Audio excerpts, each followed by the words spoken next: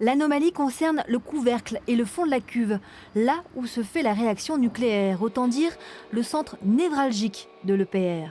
L'acier contient en fait trop de carbone, ce qui pourrait nuire à sa résistance. EDF et Areva vont donc tester et retester sa ténacité d'ici l'automne, le tout sous le regard vigilant de l'ASN qui juge l'affaire très sérieusement. Si les résultats ne sont pas concluants, ça veut dire que la cuve ne répond pas aux exigences de sûreté et donc l'installation ne pourra pas être autorisée en l'état. Ça veut dire une remise en question. Ça veut dire qu'il faudra en tirer toutes les conséquences. Des conséquences qui pèseront lourd, très lourd, car la cuve est posée depuis janvier 2014 et d'éventuelles réparations semblent impossibles.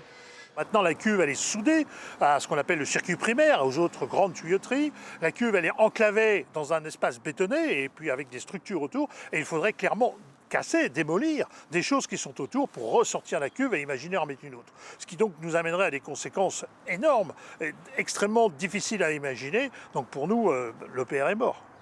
Ce serait en effet le coup de grâce pour le seul réacteur 3e génération de France, mais surtout pour Areva et EDF. Leur chantier accuse 5 ans de retard, la facture a triplé et atteint 8,5 milliards d'euros, sans compter ces nouveaux déboires. Alors pour eux, ça ne va pas être simple de vanter aux acheteurs étrangers les mérites de l'EPR français.